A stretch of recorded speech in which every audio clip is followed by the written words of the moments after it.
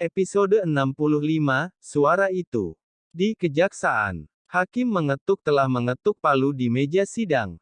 Sean resmi divonis hukuman 16 tahun penjara karena terbukti menjadi pengedar narkotika dalam skala besar dan juga percobaan pembunuhan terhadap Melissa hingga membuat dua orang lainnya yakni Mila dan Zay juga menjadi korban.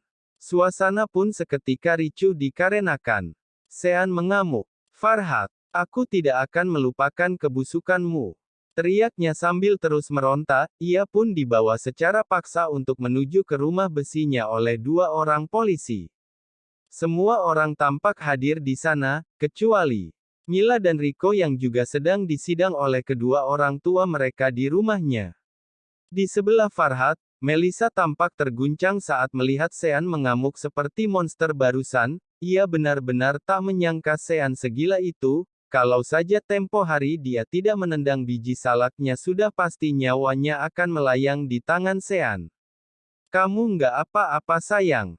tanya Farhad sembari menggenggam tangan Melissa yang masih gemetaran. "Iya, Mas," sahut Melissa terbata. "Tenanglah sayang, dia sudah nggak bisa mengganggu kita lagi sekarang," bisik Farhad menenangkan Melissa.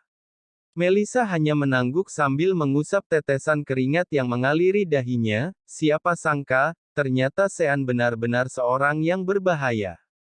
Setelah semuanya beres, mereka semua pun keluar dari ruangan sidang. Tampak Melissa duduk di kursi roda atas permintaan Farhad, karena ia tak mau sang istri kelelahan, apalagi melihat persidangan yang sudah pasti bikin stres. Terus kenapa dia ikut? Ia harus, karena dia saksi dan korban utama yang jadi sasaran kegilaan Sean. Saat hendak menuju parkiran, pandangan dan pendengaran mereka teralihkan oleh seorang yang tampaknya kaya raya namun sombong sedang memarahi pria parubaya.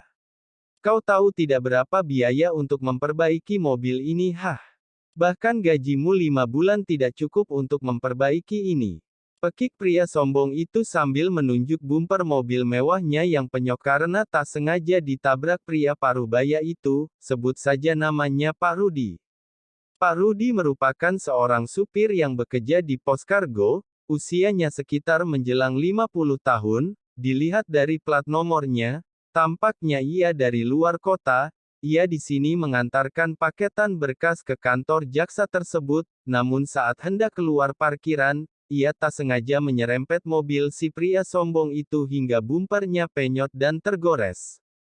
Si pria sombong terus saja memaki-maki Pak Rudi dan mengancamnya akan membawa kasus ini ke jalur hukum bila ia tak mau ganti rugi. Pak Rudi hanya terdiam menunduk menerima makian itu. Ia tampak bingung harus bagaimana agar bisa berdamai dengan pria sombong itu.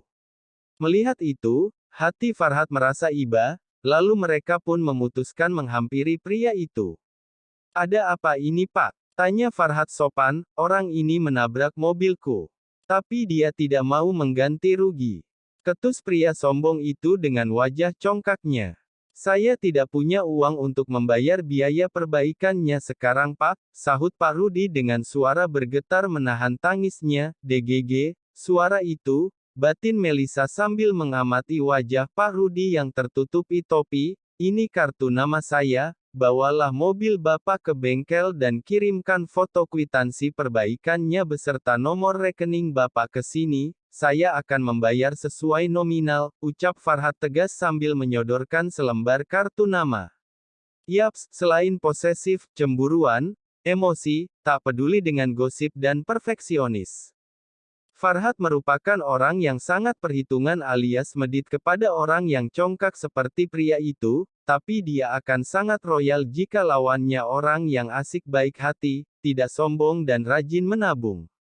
Toyos Property. Pria itu tercengang kala melihat tulisan yang tertera di kartu nama Farhad. Dengan wajah jengah pria itu langsung masuk ke dalam mobilnya dan pergi tanpa berkata-kata. "Ini kartu nama saya Pak." Pak Rudi juga menyerahkan kartu namanya pada Farhad. "Farhad, buat apa Pak? Kalau dia sudah mengirim kwitansi perbaikannya, tolong kirim juga ke saya," walaupun saya tidak bisa membayar langsung ke Bapak tapi pasti saya cicil sampai lunas Pak, dan ini ada sedikit uang saya, ujar Pak Rudi sambil menyerahkan beberapa lembar uang 100 ribuan ke Farhat, terlihat senyum kelegaan terpampang di bibirnya. 2 langkah di belakang Farhat Melisa hanya terdiam dengan tangan gemetar, ia mengamati suara lelaki itu dengan seksama sambil berusaha memindai wajah lelaki paruh baya itu, tidak perlu Pak, pakai saja uangnya untuk keluarga Bapak, dan Bapak tidak usah membayar saya.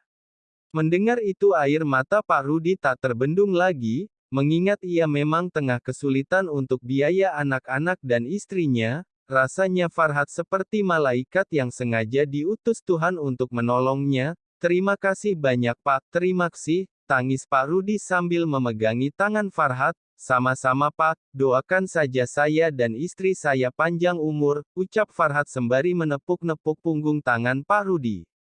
Pak Rudi pun melihat ke arah Melisa sambil membungkukkan badan dan berterima kasih, terima kasih banyak sudah menolong saya, semoga kalian selalu bahagia dan panjang umur, ucapnya lalu berpamitan dengan tangis haru. Itu benar ayah, batin Melisa sambil menangis sesenggukan, ia sangat yakin suara itu milik ayahnya, dan ia semakin yakin lagi kala melihat bekas luka di pipi sebelah kiri ayahnya, yaitu bekas luka akibat jatuh dari motor sewaktu menjemput Melisa sekolah dulu. Matanya terus mengikuti punggung sang ayah yang mulai menjauh meninggalkannya, ingin sekali ia berteriak saat itu juga mengatakan rindu, aku rindu ayah, aku Melisa, aku anakmu, tapi bibirnya keluh dan tak bisa bergerak karena memori menyakitkan dari sang ayah juga datang bersamaan di otaknya. Orang yang dulu paling ia cintai, tempatnya berkeluh kesah, cinta pertamanya tentu saja ia ingat betul wajah sang ayah.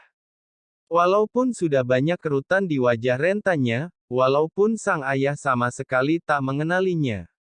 Tapi rasa rindu yang selama ini ia pendam untuk sang ayah meledak seketika dan membanjiri batinnya, namun rasa rindu yang amat besar itu terbendung kokoh oleh rasa benci yang tak kalah besar saat ia teringat bagaimana menderitanya mereka karena ulah egois sang ayah, terlebih saat mengingat pahitnya perjuangan mendiang sang ibu yang membesarkan mereka seorang diri tanpa mengenal lelah bahkan sampai di akhir hayatnya. Rasa rindu dan benci yang amat dalam itu kini bertarung hebat di benak Melisa. Sayang. Kamu kenapa sayang? Kamu sakit hah? Yang mana yang sakit? Tanya. Farhat panik saat melihat Melisa menangis sesenggukan. Melisa tak menjawab, tangisnya malah semakin kuat dan tak terkendali saat mengingat masa-masa perih yang dilalui sang ibu demi dia dan adik-adiknya. Hei, sayang kamu kenapa? Lihat. Mas sayang, lihat. Titik petik 2. Farhat berusaha menenangkan Melisa sambil meniup-niup wajah Melisa yang basah kuyup dibanjiri air mata, walaupun sebenarnya meniup tak bisa meredakan Melisa yang terlanjur tantrum, karena semakin ditiup akan semakin terguncang seperti api yang ada di lilin bab. Ngepot, huaf baru hendak membuka mulutnya, Black. Melisa kehilangan kesadarannya hingga membuat Farhat panik bukan main. Sayang, kamu kenapa? Pingsan Om, pakai ditanya kenapa, dengan jantungnya yang hampir meledak karena panik, Farhat langsung membawa Melisa ke dalam mobil lalu tancap gas menuju ke rumah sakit terdekat.